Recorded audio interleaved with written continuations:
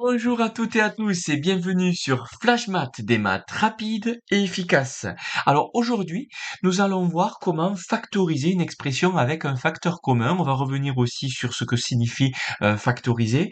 Et c'est une première vidéo sur 3 vidéos que je vais réaliser parce que du coup, on va revenir sur les identités remarquables et comprendre aussi comment les retrouver, ces identités remarquables. Et après, on verra aussi comment factoriser dans un sens large, c'est-à-dire avec facteur commun ou avec identité remarquable. Mais déjà, essayons de revenir sur ce que signifie factoriser. Alors factoriser, c'est transformer une somme ou une différence, ou une somme algébrique, on va le dire comme ça, en produit. C'est-à-dire quand vous avez du style 5 multiplié par pardon, ici, 5 multiplié par 4 plus 5 multiplié par 3, qui serait du style de je prends 5 cahiers qui coûtent 4 euros chacun et je prends 5 stylos qui coûtent 3 euros chacun, combien j'ai payé, et de le transformer en 5 fois 4 plus 3, c'est-à-dire que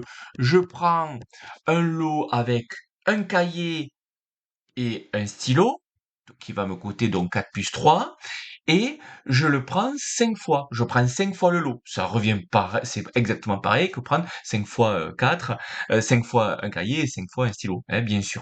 Et donc là, on a transformé une somme de deux choses en multiplication de deux choses. C'est ça factoriser. Transformer une somme en une multiplication pour plein de choses, plein d'utilités. Alors, là, bien sûr, on va voir la factorisation avec des écritures littérales. Là, c'était vraiment pour expliquer avec des nombres ce que signifie la factorisation, mais avec les écritures littérales, c'est la même chose.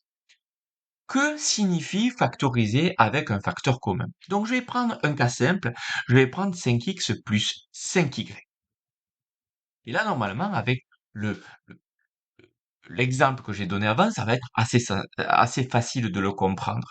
Ici, vous voyez que quand on est passé du membre de gauche au membre de droite dans mon exemple ici, on voit que le 5 qui est ici, il correspond à cet élément-là. Et après, et donc du coup, ça veut dire que ces deux 5, ils ont fusionné à un seul que l'on a mis au tout début. On a fait la multiplication et entre parenthèses, on a mis ici tout ce qui nous restait, c'est-à-dire 4 plus les 3. Ça utilise la simple distributivité que vous avez vue dans ce sens, où on a k fois a plus b, c'est égal à k fois a plus k fois b. Sauf qu'on l'utilise, bien sûr, dans l'autre sens.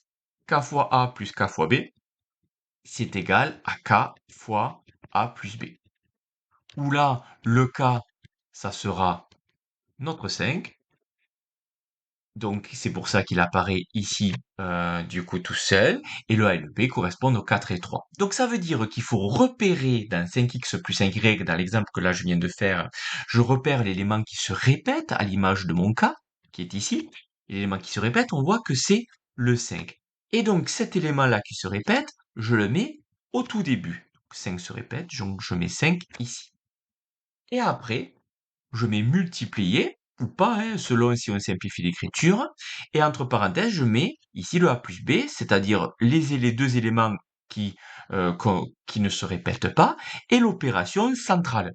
Donc ici, on a le x, on a le y, donc x et y, et l'opération centrale étant le plus. Et ça y est, j'ai factorisé. Donc là, si je me retrouve dans 3x au carré plus 2x, c'est pareil.